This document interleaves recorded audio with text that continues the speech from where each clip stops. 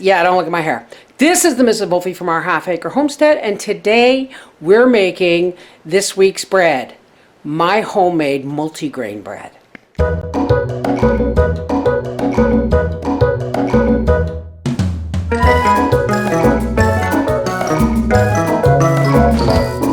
Okay, here's what we have for my homemade multigrain bread, and I'm making a big batch, probably 2 large loaves, just because that's all the bread we're eating right now. We're not buying store-bought.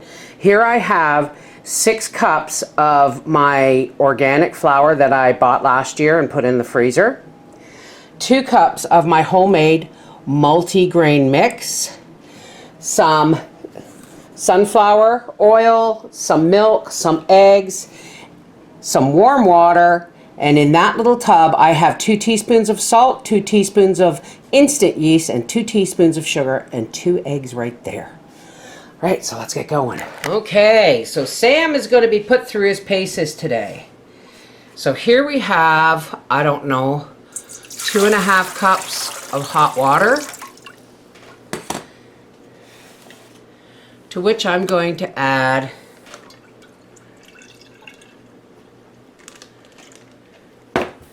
about a cup of 2% milk, cold.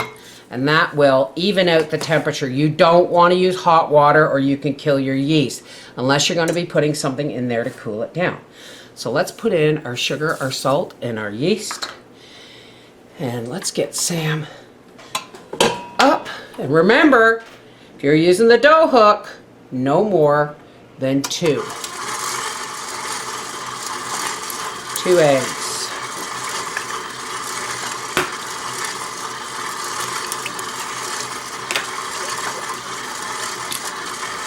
And a couple of tablespoons to a 1/4 cup of oil. You can use butter if you like. Now, this isn't necessarily going to beat those eggs up until we start adding things like flour. And there's a lovely lady who gave me these 3 mixing bowls, and they actually have a little pour spout on them, and they're plastic, so they make it easy to just shake that in there. There you go, Sam.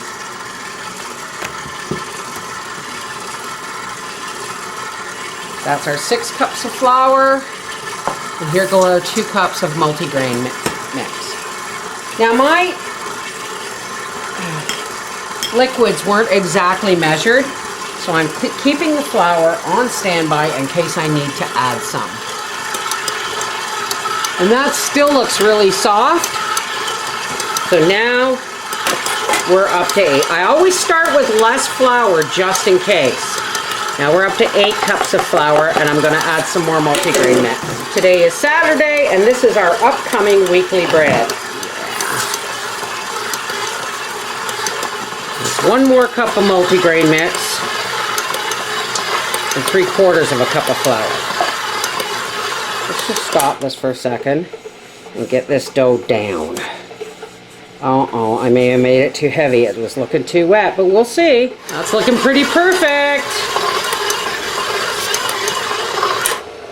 All right. Oh yeah, that's nice.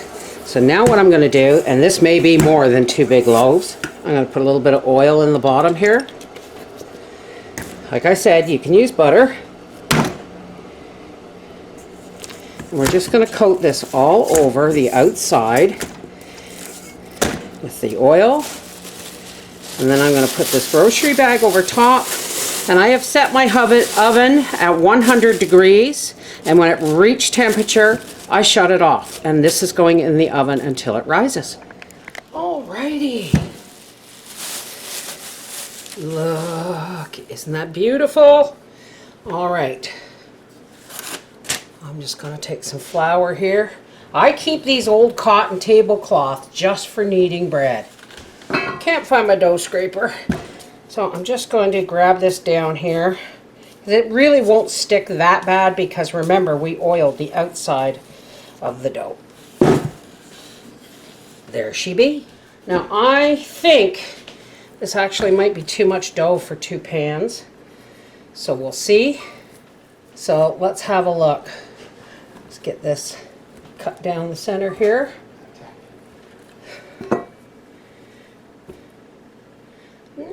This one might be a little bit smaller, so all right. Let's roll it up. Try and spread it out to keep your log kind of even. Right, that's going to be beautiful. Pinch the ends. Whoops, grabbing paper all over the place here. Kind of just shake it a little bit until it's the length for the inside of your pan, like that.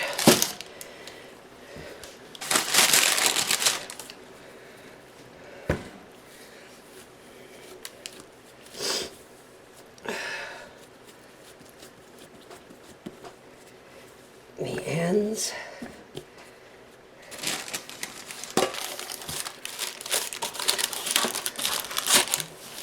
So we're just going to rest our 2 loaves here.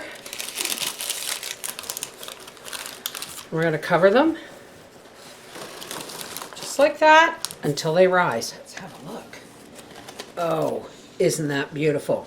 Now these are going into a 375-degree oven for 35 to 40 minutes. Our timer has gone off. And here is our lovely, hot, out of the oven, homemade bread. Ouch! Ooh, I had a piece stuck. My parchment must have ripped. Oh well. Now you can, a lot of people will butter, I know I used to, will butter their bread when it comes out of the oven to make the crust soft. I don't. And nice hollow sound means it's cooked. What I do is I just rewrap it back up in the tablecloth and let it sweat. And what that does is it makes the crust soft without adding any oil or butter. Now I want to show you what sweating the bread does. Look, look, soft. See, nice and soft without having to grease it. Isn't that beautiful? This is the Mrs. Volpe from our half-acre homestead, and that is how I make my homemade multigrain bread. Take care, God bless.